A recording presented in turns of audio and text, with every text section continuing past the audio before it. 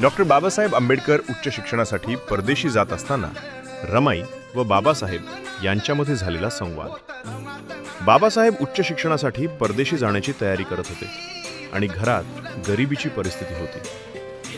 रमाई काळजीने बोलतात, साहेब, तुम्ही दूर देशात चाललाय, तुमची प्रकृती आधीच नाजूक असते, तिथे तुमची काळजी घेणारा कोणी नसेल, कसं होणार सगळं?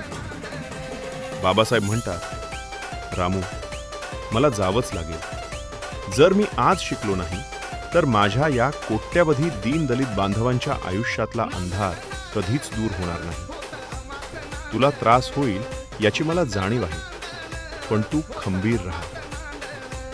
रमाईच्या डोळ्यात पाणी येते।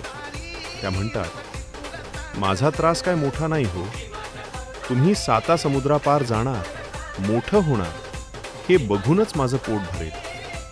पण इथे तुमची लेकरं, त्यांना तुमची आठवण आली तर मी काय सांगू? बाबासाहेब म्हणतात, रामू, तू फक्त माझ्या मुलांची आई नाहीस, तर तू यात चळवळीचा कणा आहेस। मी तिकडे पुस्तकात डोकं खुपसून बसलेलो असेन तेव्हा तू इथे घराची जबाबदारी सांभाळत असशील।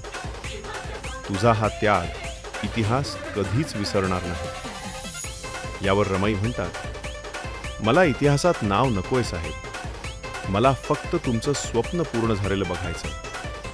तुम्ही बिनधास्त जा, मी शेण गवऱ्या वेचीन, उपाशी राहीन, पण तुमच्या शिक्षणात अडथळा येऊ देणार नाही। तुम्ही फक्त सर्वांचे बाबासाहेब होऊन परत या। हे ऐकून बाबासाहेब बोलतात, धन्य आहेस रामू, तुझ्यासारखी साथ लाभली म्हणून तर मी हे धाडस करू शकतोय। तुझा हा साहेब तुला वचन देतो, माझं पूर्ण आयुष्य मी या समाजासाठी आणि तुझ्या स्वाभिमानासाठी वेचीन।